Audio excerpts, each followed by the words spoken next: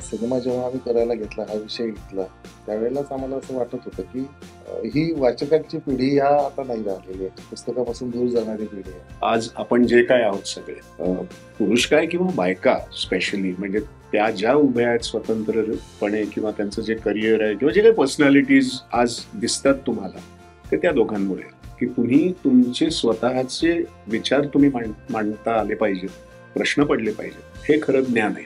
ज्योतिबा फुले हे भारताचे आहे, फक्त महाराष्ट्राचे नाहीये. सावित्रीबाईंनी फक्त महाराष्ट्रासाठी काम नाही केलेलं, भारतासाठी केलेलं आहे. की दोघांचं रोमांस ते इतके रोमॅन्टिक होते, ते इतका रोमांस होता की न सांगता त्यांचा रोमांस होता. जात धर्माच्या पलीकडे जात सोडावं, पण माणसाला माणूस म्हणून जगण्याचा अधिकार दिला पाहिजे. स्त्रीला स्त्री म्हणून जगण्याच्या अधिकारासाठी ते दोघंही भांडत वगैरे आयुष्य द्यायचं. आजही म्हणजे ती सावित्री, मला असं वाटतं की प्रत्येकांच्या मध्ये जागायला पाहिजे.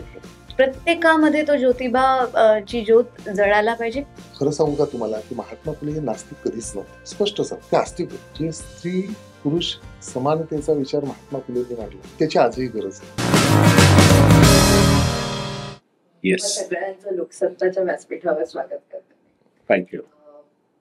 म्हणजे असा चित्रपट सत्यशोधक, आता जी परिस्थिती आहे आजूबाजूला, तर त्या याच्यावरती खूप वेगळ्या पद्धतीने पण महत्वपूर्ण असा हा विषय असं म्हणायला हवं. मी पहिल्यांदा तुमच्याकडे येते की तुम्ही चित्रपट करायचं ठरवलं तेव्हा नेमका काय विचार होता, आणि आता ज्या परिस्थितीत तो प्रदर्शित होणार आहे त्याच्या याच्यावरती महत्व काय? नाही, आता सिनेमा जेव्हा आम्ही करायला घेतला, हा विषय घेतला, त्यावेळेलाच आम्हाला असं वाटत होतं, की ही वाचकांची पिढी ह्या आता नाही राहिलेली आहे. पुस्तकापासून दूर जाणारी पिढी आहे. मोबाईल्स, टीव्ही असेल, इथे ही पिढी अटायची. मग यांनाही महापुरुष कसे कळणार जर वाचणार नाही तर? मग या आधुनिक माध्यमांच्या माध्यमातून हे विषय मांडले गेले पाहिजे, हा एक प्रामाणिक प्रयत्न होता. आणि मग ही सगळी जडणघडण सुरू झाली आणि तो सिनेमा घडत गेला. आणि शिवाय आता हे पिढी या विषयाला स्वीकारतील की नाही स्वीकारतील, हाही प्रश्न वेगवेगळ्या ठिकाणी येतोय आपल्याला.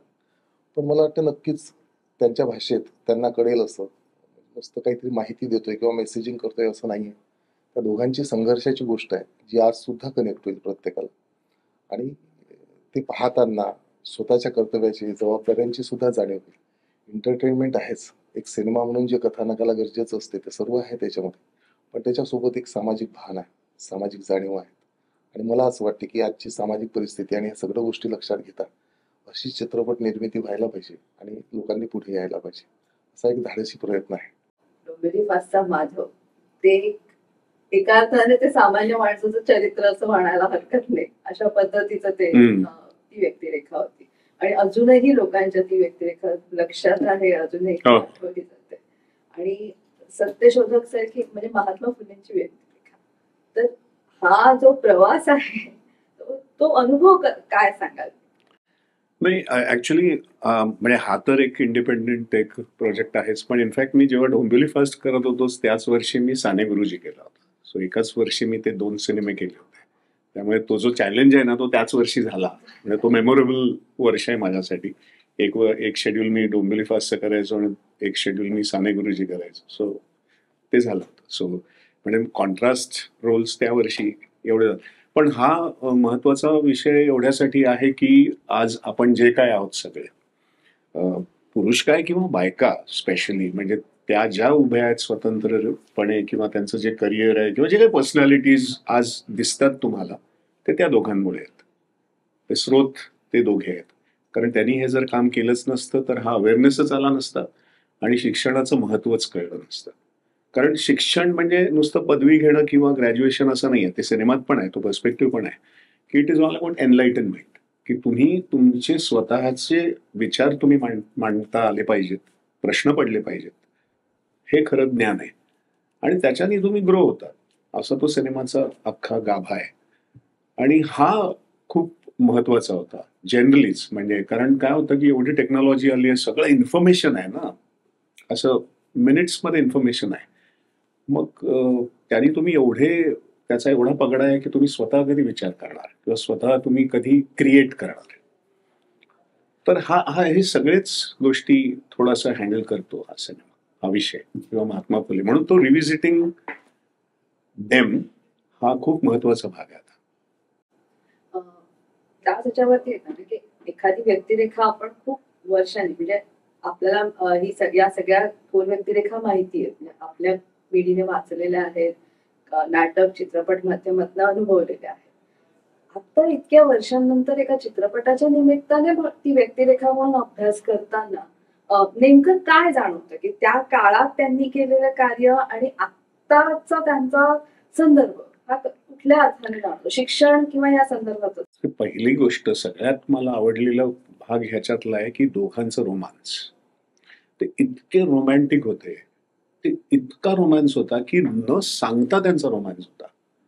कारण लेट 18th सेंचुरीमध्ये जेव्हा बाई बाहेर पण पडत नव्हती त्या काळामध्ये महात्मा फुलेंनी त्यांना, सावित्रीबाईंना तयार केलं, शिकवलं, त्यांना तो हे दिलं आणि त्यांना जे कळलं की ह्या माणसाचा पर्पज काय आहे.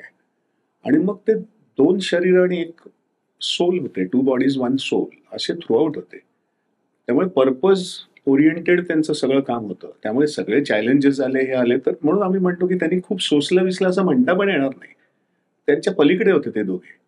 आणि ते इतका रोमांस आहे ना, ते रोमॅन्टिक आहे. म्हणजे ते तुम्ही त्या कामावरती प्रेम केल्याशिवाय, त्या पर्पजवरती प्रेम केल्याशिवाय असं होऊच शकत नाही. असा तो प्रवास आहे. त्यामुळे ध्येय आणि काही त्यांनी जे केलंय तो तर भागच वेगळा, पण त्या दोघांमधलं जी केमिस्ट्री आहे, न बोलता न सांगता डोळ्यातनं त्यांना सगळं कळायचं, एकमेकांना एवढं होतं ते फार महत्वाचं आहे त्या काळामध्ये. म्हणजे आज आपण खूप म्हणजे मला असं वाटतं की इव्हन रिलेशनशिप्स मध्ये ना पर्पज नसे. मला आत्ता इव्हन उलगडलं आणि खूप मला आता जाणवलं की पर्पज पाहिजे.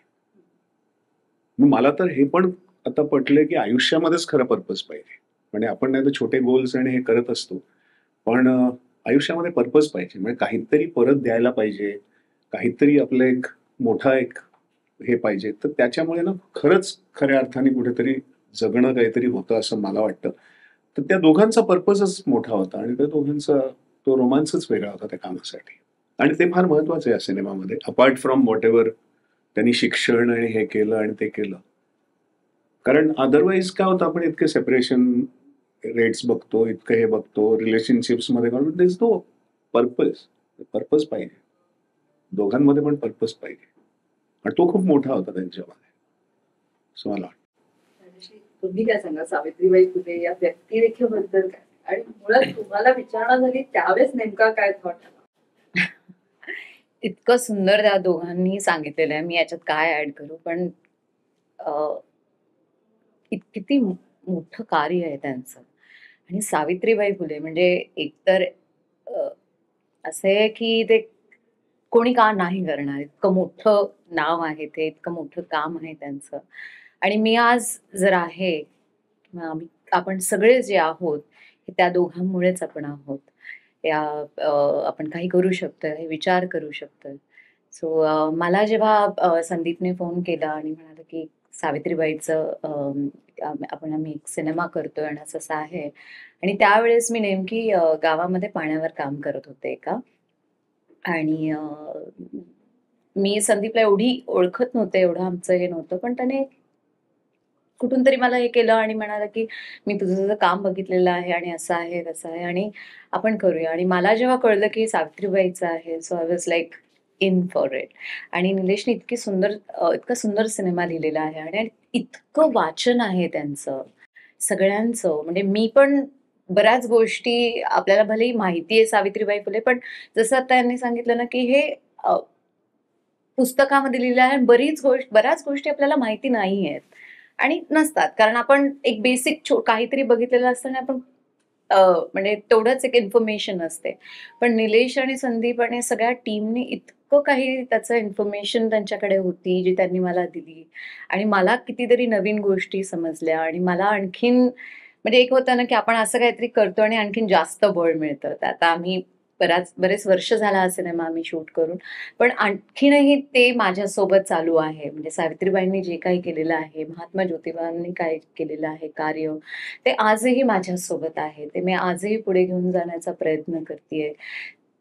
तिची म्हणजे ते असं म्हणतो ना की आपण नख पण बनवू शकणार नाही, पण त्यांनी जे केलेलं कार्य आहे त्याच्यात कुठेतरी अगर थोडा बहुत जरी माझ्या त्यांच्याकडून हातभार लागून जर मी गावामध्ये, खेडेगावामध्ये त्यांनी जसं काम केलेलं आहे, तसं कार्य करत राहायला मला मिळालं, तर खूप चांगलं होईल. तशी मला हे होती आणि ऑफकोर्स सिनेमामध्ये ते काम करणं itself is a very big honour for मी.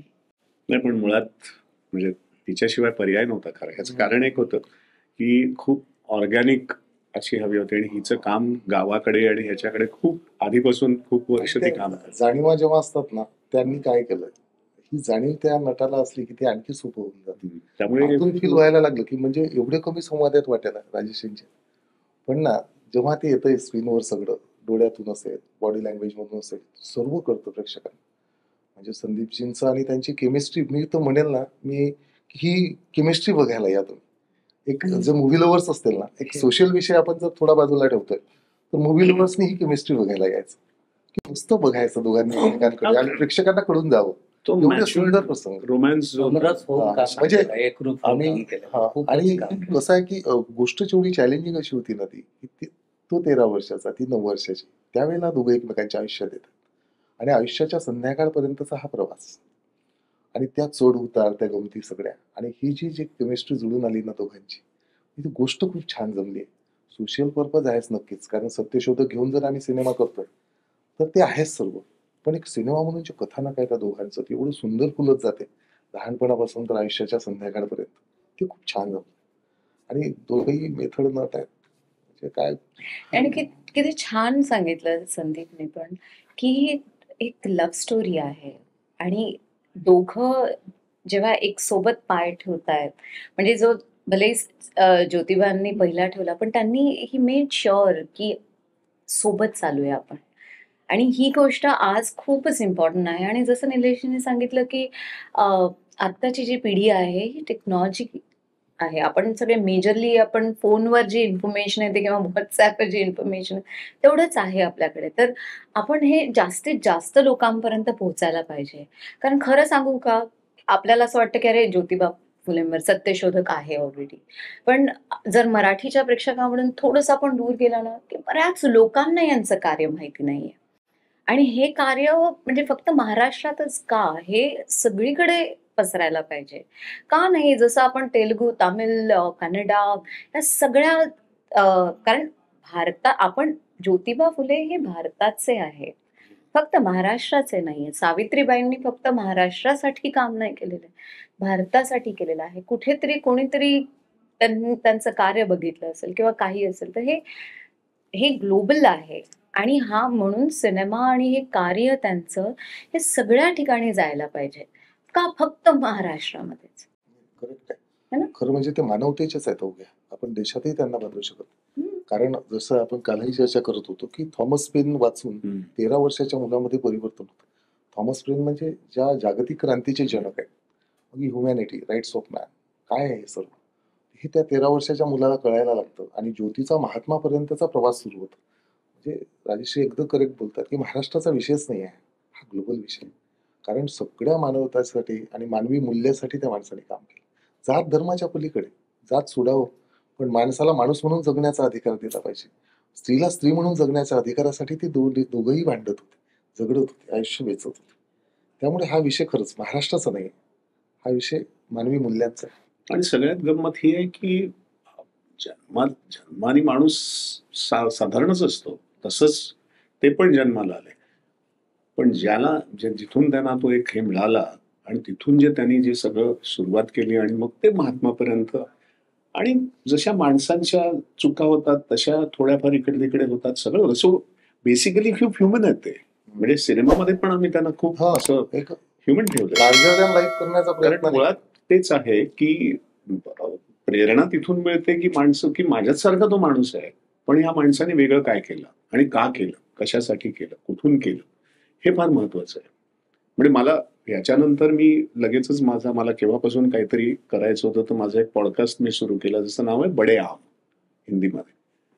तर ते त्याच्याचवरनं मला हे मिळालं की अशी खूप आसपास अशी साधारण माणसं, आता ही आहे किंवा आता हिच्याबरोबर पण मी केला पॉडकास्ट, की असे बरेच लोक आहेत की जे सामान्य आहेत आपल्यासारखे, पण त्यांनी ना खूप वेगळ्या पद्धतीने कुठेतरी इम्पॅक्ट केलाय सोसायटीमध्ये किंवा काहीतरी असं काम केलंय. तर मी त्यांच्याबरोबर हे पॉडकास्ट करतो, कारण ते कुठेतरी इन्स्पिरेशन राहायला पाहिजे किंवा पर्स्पेक्टिव्ह हे लोकांपर्यंत राहायला पाहिजे. आणि युट्यूब हे फार मस्त माध्यम आहे, ते कायम राहतं, म्हणजे कधी माणूस जाऊन ते पाहू शकतो. कारण या सगळ्यांवरती बायोपिक करणं इट्स नॉट पॉसिबल किंवा होऊ शकत नाही. सो ऍटलिस्ट हे एक माध्यम आहे जिथे. सो हे सगळं माझ्या सिनेमाच्या मुळेच मला ते आतून आलं, वाटलं की हे करावं.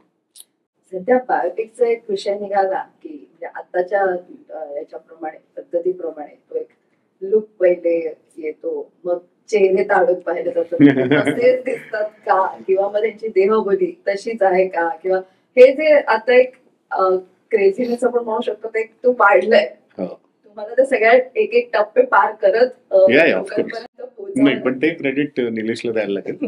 कारण निलेशनी जेव्हा आला पहिल्यांदा, जेव्हा स्क्रिप्ट घेऊन आला आणि हे आला, तेव्हा माझा फोटो आणि फुलेंचा फोटो त्यांनी मॉर्फ केला होता. आणि मला आश्चर्य वाटलं की अरे, मी एवढा दिसतो त्यांच्यासारखा, मी कधीच इमॅजिन केला नव्हता. त्यामुळे मला तो कॉन्फिडन्स तिथूनच आला.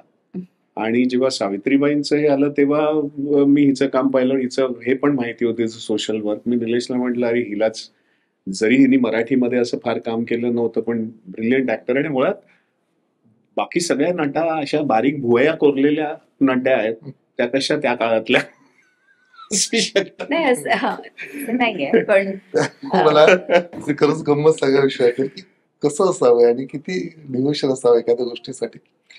गंमत तुम्ही सांगतोय, एक शॉर्ट चालू होता, क्लोज लागलाय हातावर, श्रू पाडायचा होता आणि खूप वेळ शॉर्टच ओके होते. मी मॉनिटरला बाहेर दूर बसलेला, म्हटलं हा ड्रॉप टाकायचा ना पाण्याचा, असं वरून एक ड्रॉप टाकायचा, पण क्लोज हाताचा लागलेला आहे. म्हटलं हा टाकत का रे, मी त्याला म्हणत होतो की तू आठवण टाक, तू काय होते काय. नंतर लगेच लक्षात आलं, म्हटलं हा रिअल ड्रॉप येतोय बहुतेक. आणि मग 15 मिनिटांनी तो रिअल ड्रॉपच आला. चेहरा दिसत नव्हता, पण त्या फीलनं तो थेंब पडतो. म्हणून याच्यातली प्रत्येक फ्रेम जी आहे ना, ती यांनी गुंतलेली आहे. म्हणजे तिथे जिथे आम्ही आर्टिफिशियलही करू शकलो असतो, तिथे त्यांनी ती जी एक भावना, तो एक भावनेचा थेंब सुद्धा त्याच्यात होता डोळ्यातला. तो वाटत नव्हतं ते. हे छान सगळं घडतंय. ते सावित्रीबाईंची व्यक्तिरेखा पकडणं हा अनुभव कसा होता?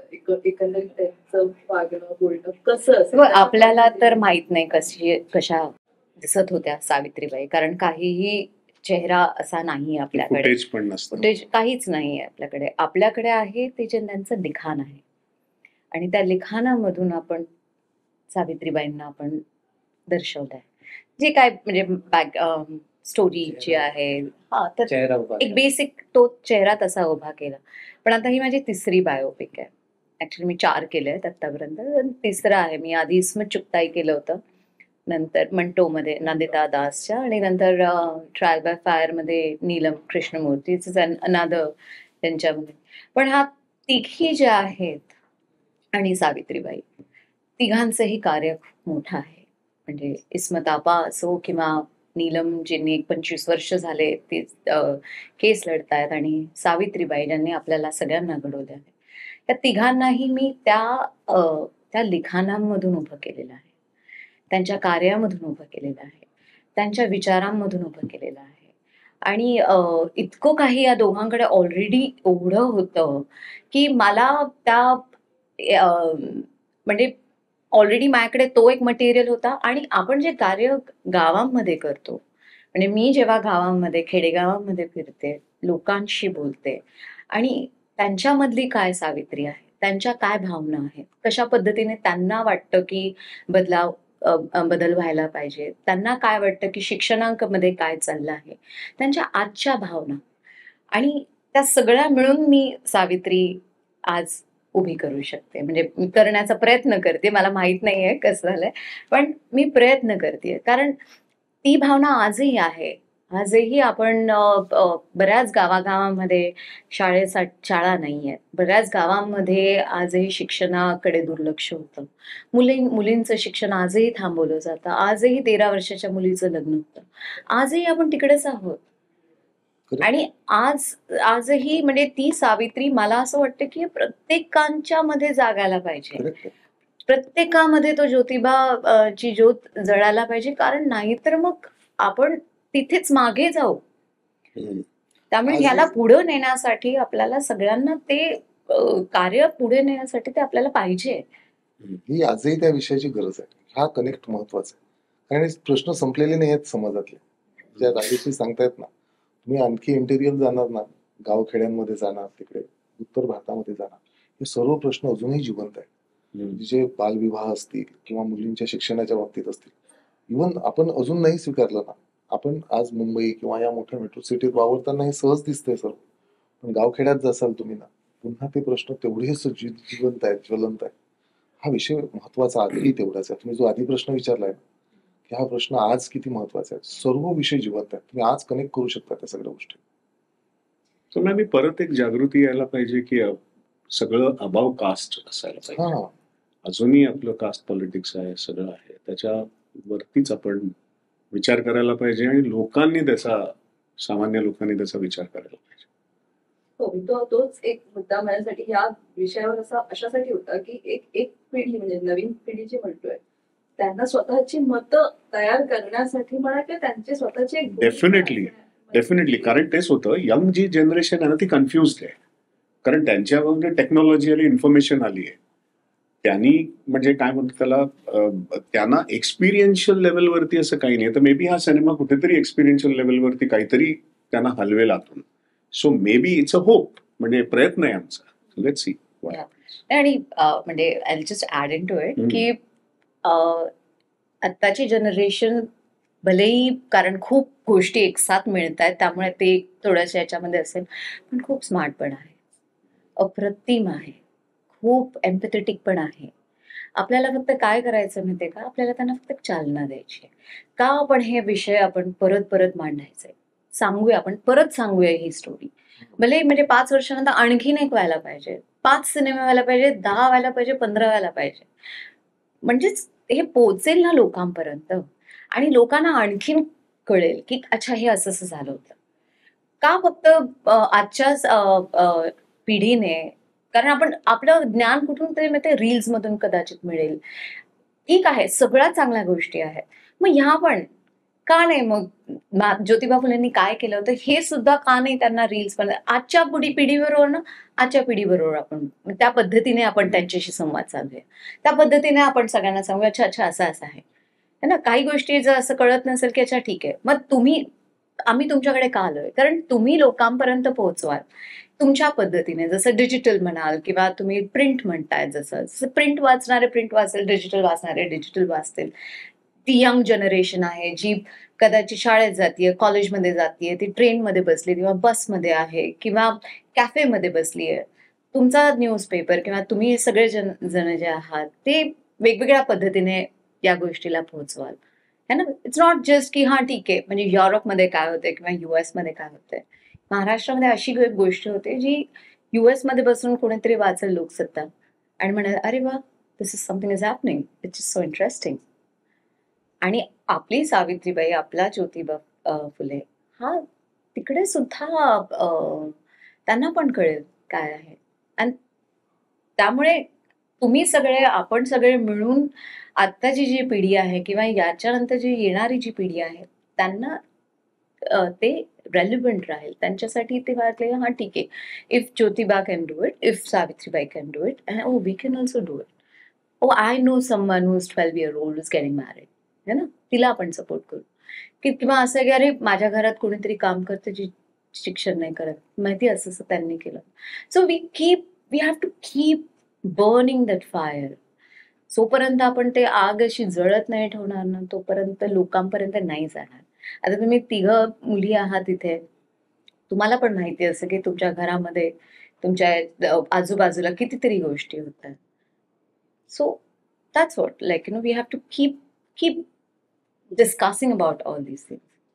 ते जसं संदीप सर म्हणाले की अबाव कास्ट गोष्टी असल्या पाहिजे, हा एक थॉट असा होता का थोडाफार, का की म्हणजे हा विचारासाठी काही व्यक्ती आपले जे थोर महापुरुष हे त्या गोष्टी मध्ये आपण अडकवून टाकलेलं आहे. म्हणजे महात्मा फुले आणि बाबासाहेब आंबेडकर हे कास्ट आणि आरक्षण याच्यामध्येच अडकले. त्यांचं जे बाकीचं जे कार्य आहे ते स्वतः राजकीय लोकांनी त्यांना त्याच्या सोयीनी रंगवलं. नाही, प्रत्येकाने आपापल्या सोयीनी घेतले ते.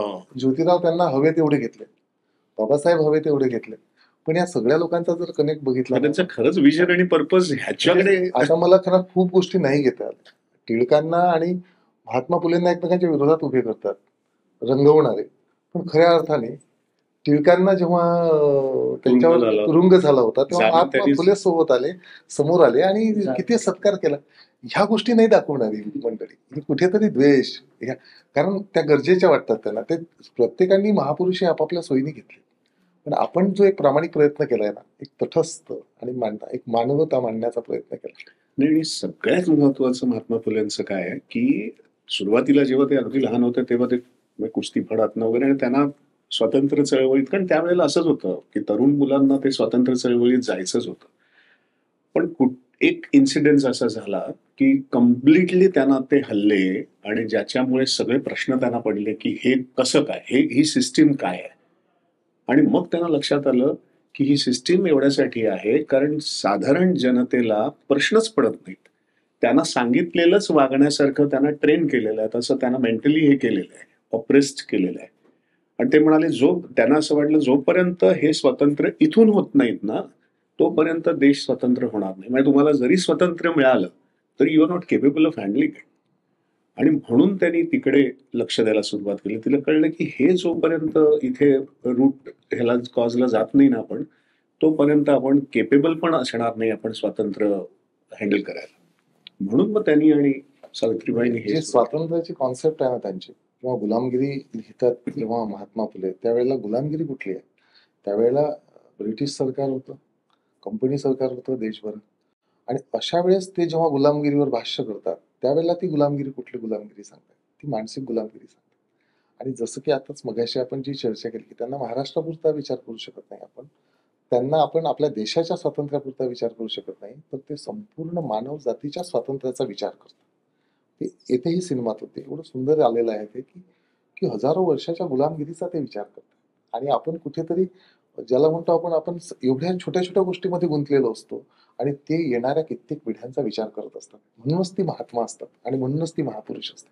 म्हणून त्यांना समजावून घेताना तुम्हाला जाती पलीकडे जावं लागेल. त्यांना समजावून घेताना तुम्हाला या 150-200 वर्षाच्या स्वातंत्र्याचा विचार नाही करता येणार. त्यांना समजावून घेताना तुम्हाला युगानुयुगाच्या स्वातंत्र्याचा विचार करावा लागेल. त्यांना एका देशाच्या स्वातंत्र्याचा विचार नाही करता येणार. त्यांना समजावून घेताना संपूर्ण मानव जातीच्या स्वातंत्र्याचा विचार करावा लागेल. ही गंमत आहे त्या सिनेमाची. तुम्ही विचार केला तर डायलॉग किती छान असतो. नाही पण आणि सगळ्यात महत्वाचं ना, मी कालही बोलताना की खरं जेव्हा नट उठतात ना स्वतः, मी संदीपजींना पहिल्यांदा भेटलो, स्क्रिप्ट दिली. दुसऱ्यांदा जेव्हा गेलो भेटायला, तर प्रत्येक भेटीत मला त्यांच्याकडे महात्मा फुलेंचं वेगळं पुस्तक दिसायचं, वेगळं वाचायचे. आणि ते त्यामुळे मला सोपंही झालं आणि कठीणही गेलं. बरं, कठीण याच्यासाठी गेलं की प्रत्येक सीन चर्चेला यायचं, हे असं का, मग याच्यात हे घेता येईल का, हे घेता येईल का. छान दोघांची मस्त इनपुट्स मिळाले, मजा आली, भांडणं झाले, खूप साऱ्या गोष्टी झाल्या. पण शेवटी जे होतं म्हणजे कन्व्हिन्सिंग होतं. मला कन्व्हिन्स झालं की मी लगेच एखादी गोष्ट झाली की यस करेक्ट, मग ते मला नाही कन्व्हिन्स झालं, त्यांना कन्व्हिन्स झालं की ठीक आहे, मग माझं समाधान कर, मी करतो. ही प्रत्येक गोष्ट, म्हणून त्याच्याने एवढा प्युअर सिनेमा बाहेर आलाय ना तो. मग कधी कधी नाही, त्यांचंही मला कन्व्हिन्स नाही, माझंही कन्व्हिन्स नाही, ठीक आहे, दोघांचंही करू, टेबलवर बघूया, पुढे चर्चेसाठी विषय बाकी. तर हे सगळं त्याच्यामुळे प्रत्येक गोष्ट एवढी, ज्याला म्हणतो आपण छान छान की निकाल आहे हर कुछ. सो बेसिकली मगाशी जो प्रश्न होता ना की मग त्याच्या हालचाली कशा, किंवा हे कधीच असं नसतं. म्हणजे बेसिकली काय असतं, जेव्हा you start believing in that, म्हणजे आम्ही नेहमी म्हणतो की unless you believe audience will never believe. त्यामुळे सिनेमा करताना किंवा असा किंवा कुठलाही, म्हणजे मी असंच नाही, कुठलाही काय, you have to believe first. मग ते जे बिलीफ येतं ना त्यातनं मग आतनच बरंच काही काही येतं, सगळ्याच गोष्टी किंवा प्रश्न पडतात, हे पडतात, आणि तीच गंमत असते. नाही तर नुसतं येऊन करून जाणं इज नॉट कारण ते एक्सपिरियन्शियल लेवलवरतीच व्हायला पाहिजे, आणि मग ते तुम्हालाही परत काहीतरी देतं ऍज अ पर्सन.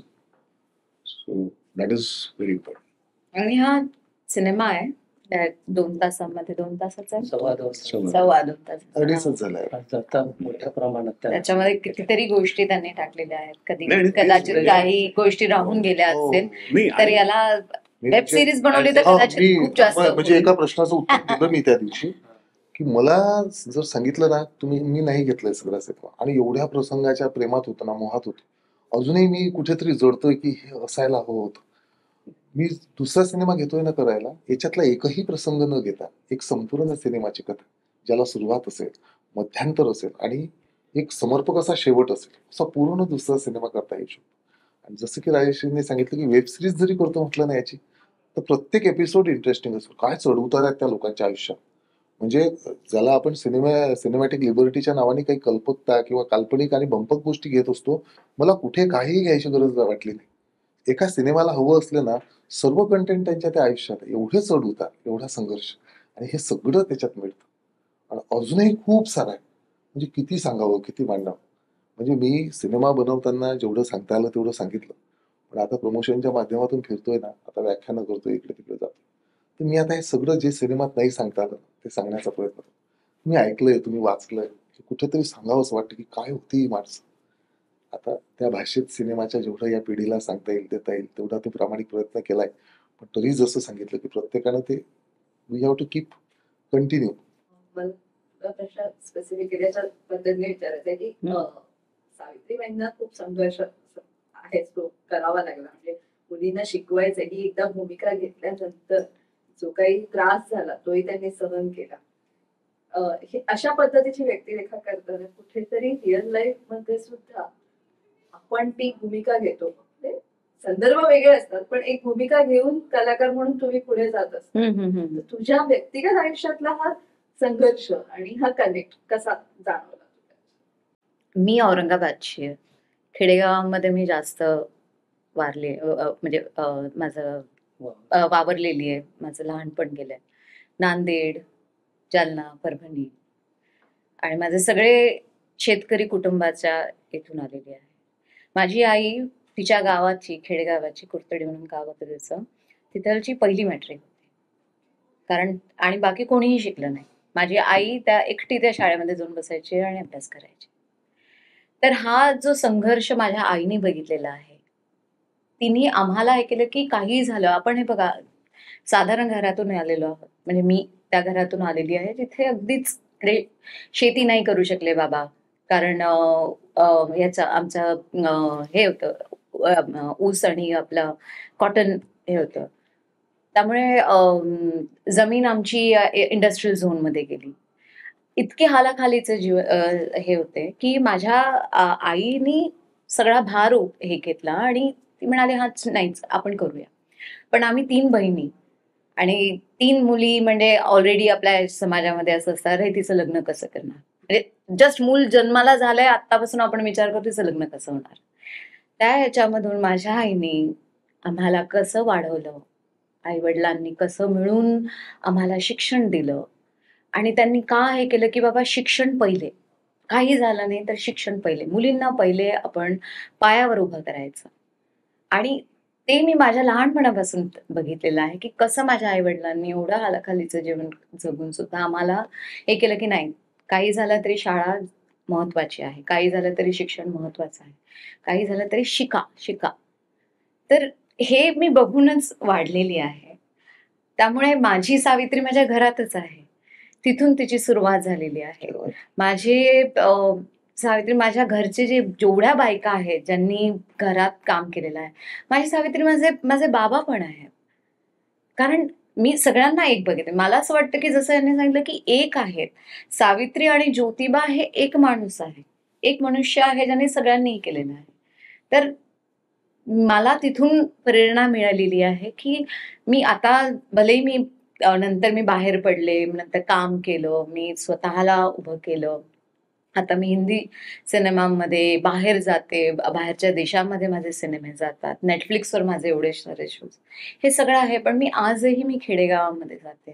मी आजही मला माझ्या गावामध्ये शाळेसाठी काम करायचं, मी आजही पाण्यावर काम करते. कारण हेच आहे की कितीही झालं ना तरी आपण आपले मूळ कधीही विसरू नये. कितीही झालं आणि तेच मला सावित्रीबाईंनी शिकवलं की कुठेही तुम्ही हे करा, पण तुम्ही जिथून आला आहात आपल्या आजूबाजूला बघा काय होतंय.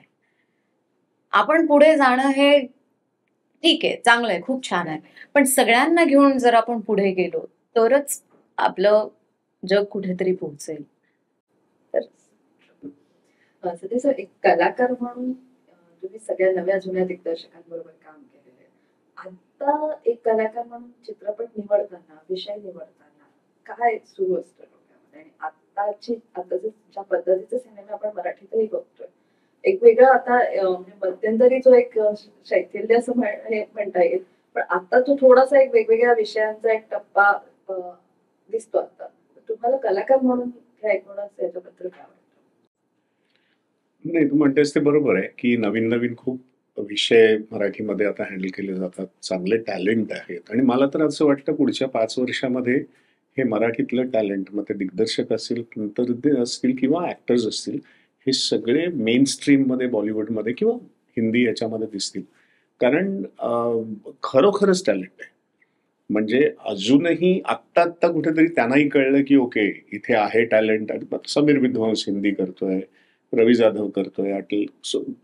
हे मी तर आधीपासून माझी सुरुवातच हिंदीमधनं झाली, म्हणजे श्याम बेनेगल, गोविंद एलानी आणि करत मग श्वास पहिला. सो बेसिकली खरं तर ना लँग्वेज हा मुद्दा नसतो, कॉन्टेंट हे महत्वाचं असतं. त्यामुळे कॉन्टेंट कुठलंही आलं, मग ते हिंदीमध्ये जर नागेश बरोबर मी ती सिरीज केली, आता नागेशनी लिहिताना मला डोळ्यासमोर ठेवलं होतं when he wrote that series, कारण त्यांनी डोंबिवली फास्ट पाहिला होता. सो हा जो एक्सचेंज असतो ना कुठेतरी होत राहतो. आणि आय थिंक पुढच्या 4-5 वर्षामध्ये खूपच ते हे होऊन जाणार. इट विल बी मराठी सिनेमाला पण एक छान मेन स्ट्रीम हे मिळेल, ऑडियन्स मिळेल हिंदीचा वगैरे, आय एम शुअर.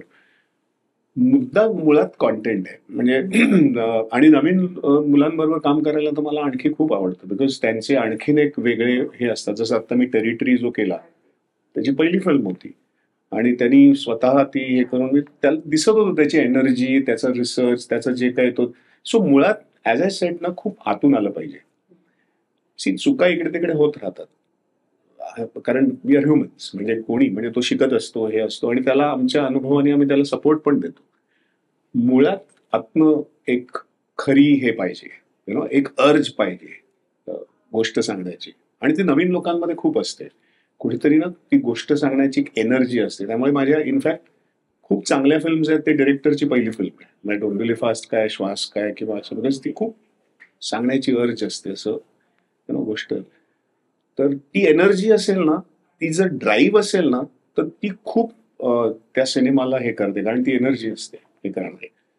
आणि मग गोष्ट कॉन्टेंट चांगला असेल तर इट शोज, ती एनर्जी दिसते. आता सत्यशोधक जसं आहे तसे अजून आताच्या याच्यात केलेल्या कुठल्या भूमिका तुम्हाला सांगता येतील की त्या तुम्हाला खूप वेगळ्या वाटल्या तुमच्या?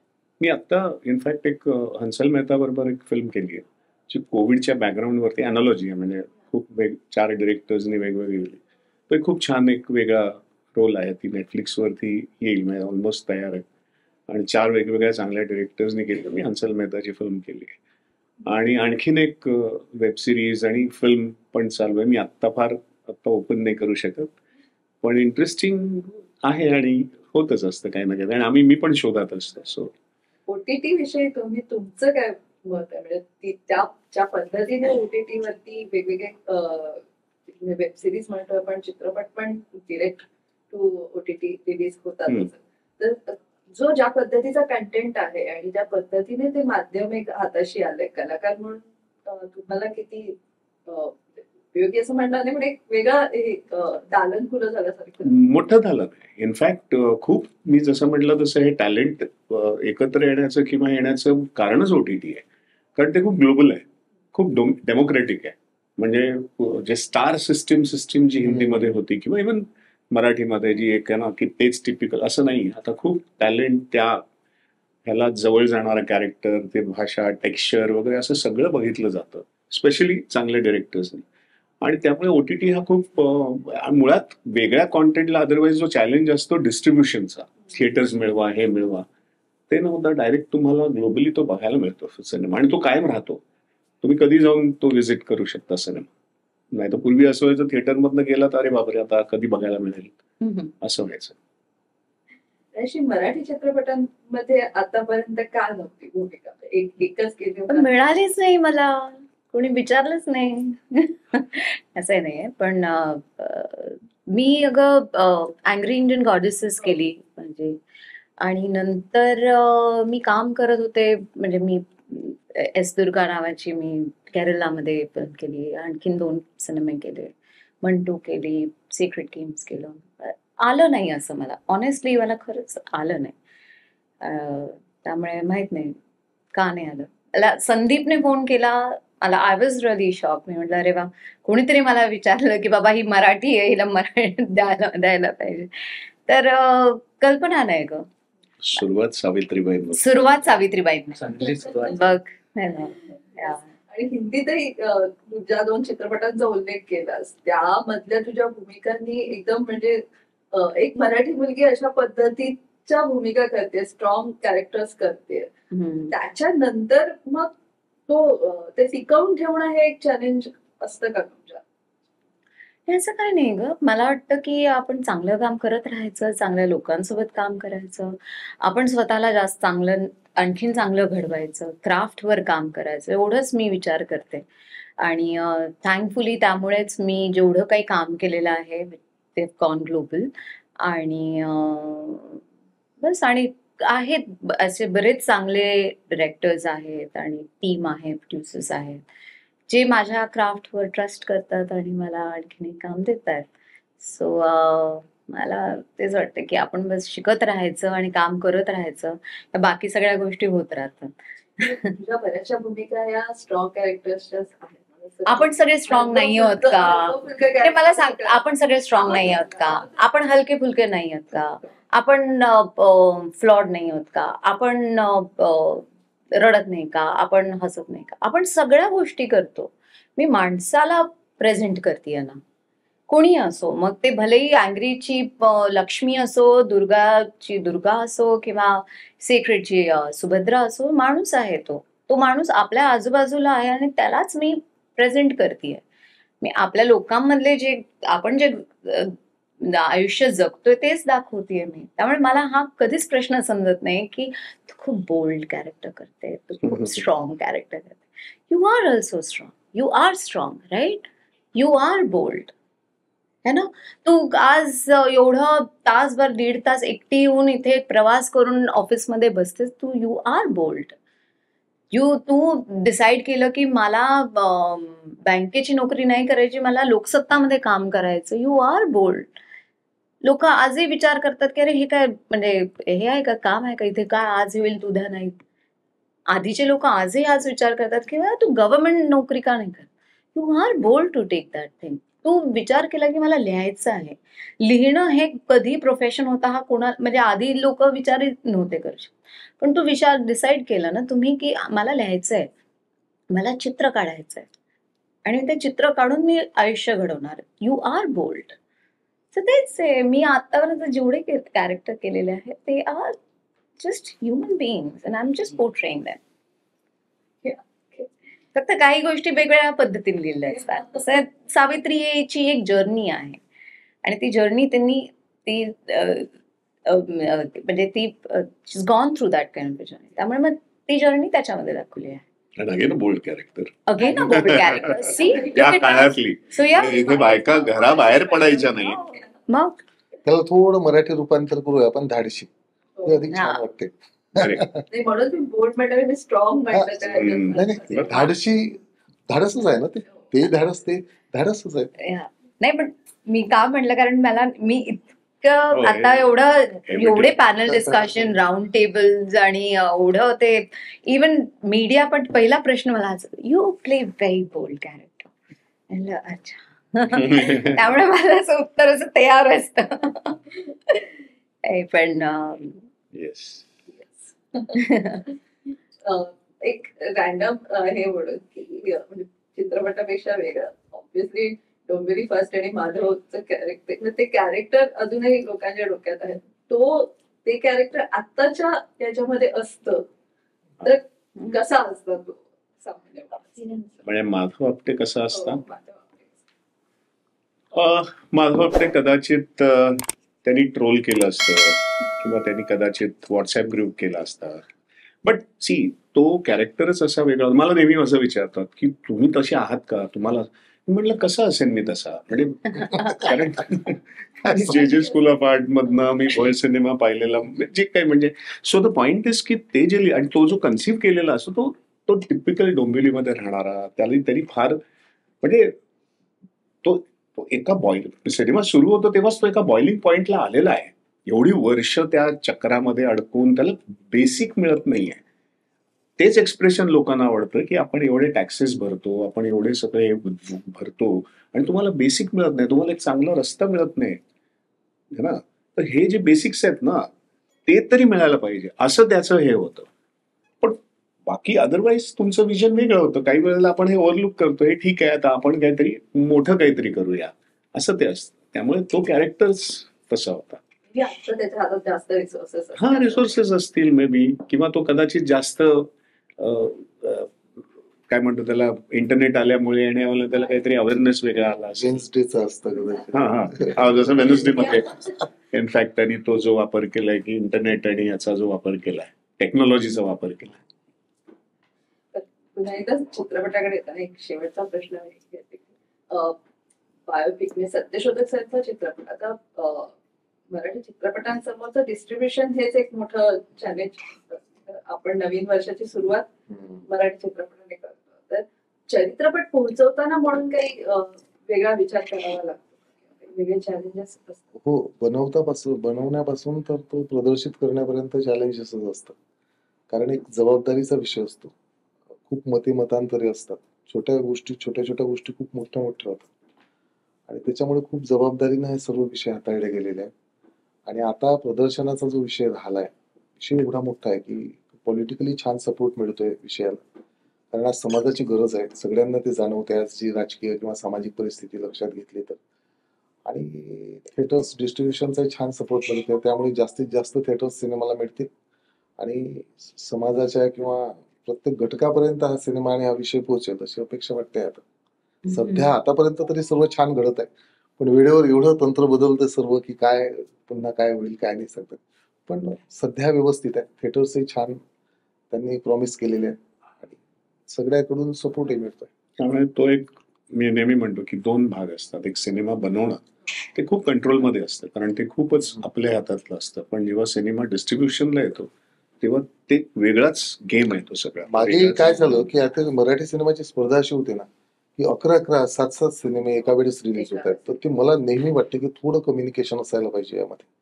आणि थोडं, कारण एक तर आपली थिएटर्स एक मराठी एक जरी आणतोय आपण तर आपल्याला स्क्रीनचे प्रॉब्लेम्स, आणि जेव्हा आपण 3-4 ते रिझर्वेशन मध्ये यावं आपण मराठी सिनेमाला द्यावं लागतं आणि त्याच्यात 4 लोक जर रिझर्वेशन मध्ये वाढतायत त्या, तर खूप आहेच तो संघर्ष आहे तो story. अजून- 2 आठवडे गेले, 2 आठवडे तीच नाही परिस्थिती. आहेत ना, आता आमच्या वेळेला सुद्धा 3 सिनेमे आहेत एकत्र. 3 आहे. या मी त्या किलिंग वीक होता आमचा, मी मागे आसूड केला ना 11 सिनेमे एका वेळेस, सर्व मोठे सिनेमे.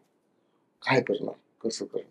सो हा एक चॅलेंज आहे आणि म्हणूनच ओटीटीचा एक, इनफॅक्ट मराठीमध्ये स्ट्रॉंग एक ओटीटी यायला पाहिजे की जिथे मराठी कॉन्टेंटला चांगला सपोर्ट हा मिळेल.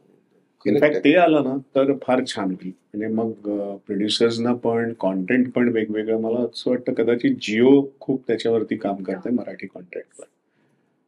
त्यामुळे व्हायला पाहिजे खरंच. सत्यशोधक चळवळीकडे आधुनिक भारतातली एक मोठी परिवर्तनवादी चळवळ म्हणून पाहिलं जातं. Correct. आणि त्याचा म्हणजे त्या काळामध्ये त्याचा फारसा प्रभाव पडलेला आहे एका मोठ्या समाज मनावरती.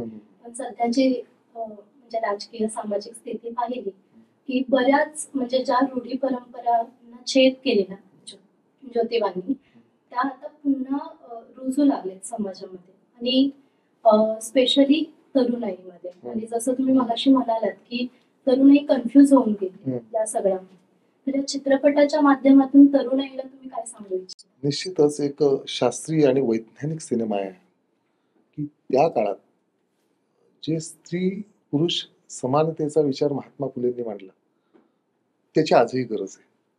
आणि नक्कीच या सिनेमातून आम्ही काहीतरी जुनं दाखवतोय, काहीतरी इतिहासातली एखादी जुनी पौराणिक गोष्ट दाखवतोय असं नाही, ती आम्ही आजची गोष्ट सांगतोय त्या सिनेमातून. त्याच्यामुळे सत्यशोधक चळवळ तेव्हा जितकी महत्वाची होती किंबहुना त्यापेक्षा आज अधिक महत्वाची चळवळ वाटते. कारण आम्ही आज जर अंधश्रद्धा किंवा ह्या सगळे जे, खरं सांगू का तुम्हाला की महात्मा फुले हे नास्तिक कधीच नव्हते, स्पष्ट सांगतो. ते आस्तिक होते. त्यांची त्या निर्मात्यावर त्यांचा विश्वास होता आणि त्यांनी त्याला निर्मिक म्हटलेलं आहे. जिथे अभंग लिहिले गेले त्यांनी त्याला अखंड म्हटलं. त्यांचे अखंड म्हणून लिहिल्या गेलेत. अभंग तुकारामाचे असायचे, अखंड त्याचे. त्यांना फक्त एक साधी सिंपल गोष्ट सांगायची होती की जाती धर्म पंथ मानवा नसावे, सत्याने सत्याने वर्तावे ईशासाठी. एवढी साधी सोपी कॉन्सेप्ट त्यांची होती. स्त्री पुरुष समान आहे. पण आजही त्या गोष्टींची गरज आहे. सत्यशोधक चळवळ महात्मा फुलेंच्या हयातीतही जेवढा त्याला विरोध झाला त्याच्यानंतर आणि आजही समाजामध्ये ती सर्व कर्मकांड आहेत जी तुम्हाला आम्हाला सर्वांना कळतात की याच्यातून काही होणार नाही, तरीही आम्ही त्या चौकटीमध्ये त्या परंपरेमुळे किंवा यालाच तर मानसिक गुलामगिरी म्हणतात ना, जे कळते आपल्याला की हे चुकीचं आहे पण आपण ते टाळू शकत नाही कारण ते परंपरेनं एवढं आपल्या मनावर लागलेलं असतं. आणि मग तिथून तो जो बंड होतो, ती क्रांती होते ना विचारांची. पहिल्यांदा संघर्ष तुम्हाला स्वतःशी करावा लागतो आणि हा सिनेमा तेच शिकवेल. प्रत्येकाला स्वतःच्या अंतरंगात एकदा डोकावून बघेल, आत्मचिंतन करेल, परीक्षण करेल आणि तो स्वतःचे निर्णय स्वतः घ्यायला लागेल. तो सत्यशोधक आहे. आणि मुळात जसं तू प्रश्न विचारलास ना, तसं मुळात कोणालाच आम्हालाही माहिती नव्हतं की खरा सत्यशोधक समाज काय आहे, खरा काय आहे. आपण बरोबर हा सत्यशोधक समाज आहे, पण ह्या सिनेमातनं ते कळेल की सत्यशोधक समाज नक्की काय होता किंवा त्यांनी तो धर्म म्हणून का आणला. सो ती त्या काळाची गरज होती जेव्हा ते इव्हॉल्व्ह होत गेले ना. आणि आपण हे जे प्रकरण पाहतोय आता की जे कुणी स्वयंघोषित साधू असतात, स्वयंघोषित धर्मगुरू असतात आणि मग त्याच्यातून होणारं समाजाचं शोषण. त्यावेळेस महात्मा फुलेंचं एक ब्रीद वाक्य, जसं तुम्ही सत्यशोधक चळवळ विचारलंय ना, त्यांचं एक ब्रीद वाक्य होतं त्या चळवळीचं, सर्वव्यापी जगतपती त्यास नकोस मध्यस्थी. त्यांनी विरोध कोणाला केला? माझं भांडण त्या परमात्म्याशी नाहीच, त्या निर्मिकाशी नाहीच, मध्यस्थी. ही जी मध्यस्थी आली ना, ती मध्यस्थी समाजाचं शोषण करते. त्याही वेळेस त्या मध्यस्थीने शोषण केलं समाजाचं आणि आजही जे तुम्ही सर्व प्रकरणं पाहताय त्यांचे फॉलोअर्स आणि ते होणारं शोषण, ती मध्यस्थी थांबली पाहिजे. म्हणजे सत्यशोधक समाजाने त्यावेळेला सांगितलेलं ब्रीद वाक्य ते आजही किती गरजेचं आहे. तुम्ही परमात्मा किंवा ह्या सगळ्या गोष्टींना विरोध नाही का, पण ही मध्यस्थी जी शोषण करते समाजाचं, ती नकोच मध्यस्थी, ती मध्यस्थी नको. छान गप्पा रंगल्यात खरं तर, आणि विषय पण तितकाच महत्वाचा आहे. तुम्हाला चित्रपटासाठी शुभेच्छा देते आणि आपण या गप्पांचा समारोप. Thank you Thank you. Thank you so Thank you. Much.